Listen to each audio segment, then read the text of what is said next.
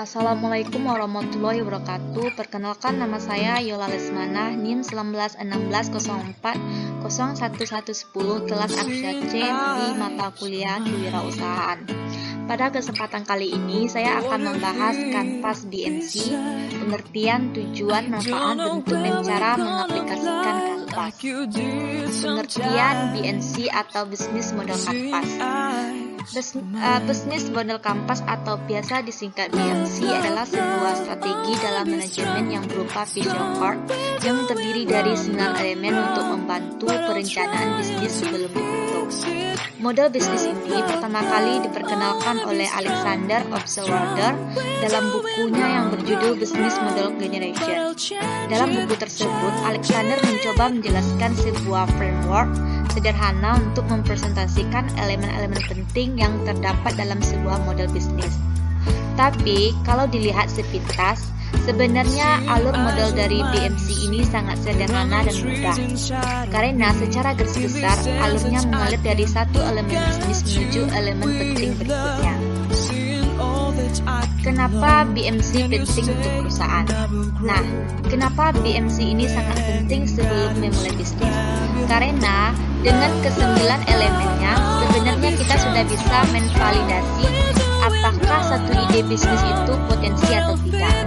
Karena itu, membuat bisnis model kanvas adalah hal paling awal yang biasanya dibutuhkan seorang pengusaha pemula atau pengusaha yang membuat suatu usaha baru.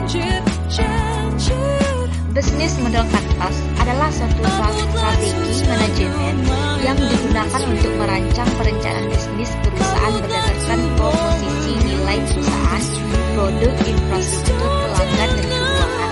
Pertama kali diciptakan oleh Alexander Osterwalder pada tahun 2005. Bisnis model ini menjadi salah satu strategi manajemen yang populer di kalangan bisnis dan sering dipelajari di universitas. Kepopuleran tersebut dikarenakan tampilan bisnis model kanvas atau BMC yang sederhana dan mudah dipahami.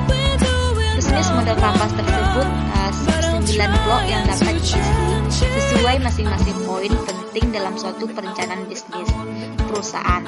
9 blok tersebut antara lain: yang pertama, value proposition. Value proposition merupakan nilai yang diposisikan perusahaan untuk calon customer. Nilai tersebut mencakup produk atau jasa serta bagaimana perusahaan ingin dilihat oleh calon customer. Yang kedua, customer segment. Dalam suatu bisnis, customer menjadi salah satu komponen penting. Dari customer suatu perusahaan akan mendapatkan income.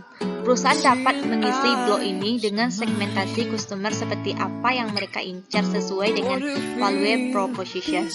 Yang ketiga, channel. Setiap perusahaan memerlukan sarana atau cara untuk menyampaikan jasa atau produk mereka kepada customer. Channel merupakan sarana atau cara untuk menyampaikan jasa atau produk kepada customer sesuai segmen yang dibentuk atau yang ditentukan sebelumnya. Yang keempat, customer relationship. Di dalam lingkup ini, yang dinilai adalah bagaimana menjalin hubungan dengan pelanggan. Agar customer tidak mudah berpaling ke bisnis lain, maka sangat penting untuk menjalin hubungan yang baik dengan customer. Selain itu, diperlukan juga pengawasan yang ketat dan intensif dalam customer relationship. Yang kelima, key activities. Ada banyak aktivitas yang harus dilakukan perusahaan dalam menghasilkan produk atau jasa serta bertahan di tengah kompetisi. Perusahaan dapat mengisi berbagai macam kegiatan yang akan mereka lakukan untuk menghasilkan produk dan jasa dalam blok key activities. Key activities juga menunjukkan kegiatan utama yang harus diberi perhatian lebih oleh perusahaan. Yang keenam, key resource, yaitu sumber daya, merupakan kunci mewujudkan value proposition melalui key activities yang akan dijalankan. Dalam key resource, perusahaan dapat mengisi dengan sumber daya apa saja yang mereka miliki, baik tenaga kerja maupun benda mati seperti perlengkapan dan peralatan. Yang ketiga, key partnership. Tidak mungkin perusahaan akan mampu berdiri sendiri tanpa bantuan relaksasi dari lingkungan, baik customer maupun termasuk bahan utama. Untuk memperlancar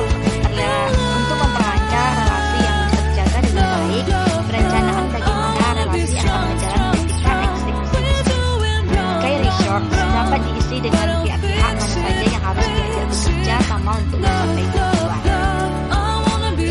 8.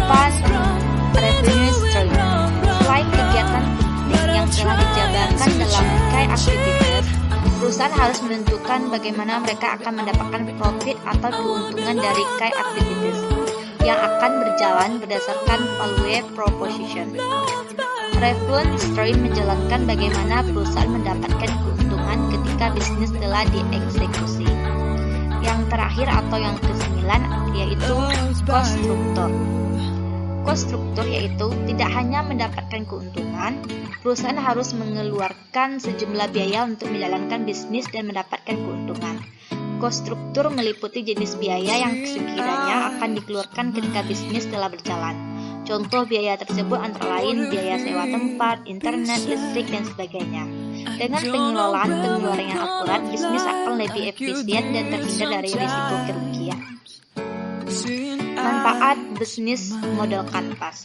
Terdapat beberapa manfaat bisnis model kanvas atau BNC bagi perusahaan. Manfaat tersebut antara lain: yang pertama yaitu mempersingkat penulisan perencanaan bisnis. Dengan metode konvensional, pelaku usaha akan diharuskan menulis panjang lebar mengenai perencanaan bisnis yang akan dibuat. Sementara dengan bisnis model ini, perusahaan hanya perlu mengisi poin-poin perencanaan bisnis sesuai blok yang ditetapkan tanpa perlu menulis panjang lebar. Penentuan poin penting pun semakin terarah dengan blok yang telah disediakan. Yang kedua, meningkatkan fokus perusahaan terhadap poin penting perencanaan bisnis. BMC memfokuskan bisnis pada elemen strategis yang paling penting dan akan memiliki dampak terbesar pada mendorong pertumbuhan. Sifat visualnya membantu pemahaman dengan cepat, melihat gambaran keseluruhan bisnis, dan dengan demikian melihat area kekuatan dan kelemahan tergantung pada input. Itu membangun model bisnis sedemikian rupa sehingga keseluruhan terdiri dari dan lebih besar dari jumlah bagian. Yang ketiga dan yang terakhir yaitu mengurangi risiko kekeliruan dalam eksekusi bisnis. Secara tidak langsung, bisnis model ini dapat dijadikan blueprint perencanaan bisnis untuk perusahaan. Ketika pelaku bisnis melakukan eksekusi bisnis, maka dapat menjadikan bisnis model kanvas akan menjadi panduan perusahaan untuk menjalankan atau menjalani eksekusi bisnis berdasarkan poin yang telah dirancang sebelumnya. Dengan demikian, perusahaan pun dapat mengurangi risiko kekeliruan dalam eksekusi bisnis. Itulah penjelasan singkat dari saya tentang kanvas BNC, pengertian, tujuan, manfaat, bentuk dan cara mengaplikasikan kanvas. Semoga penjelasan ini bermanfaat untuk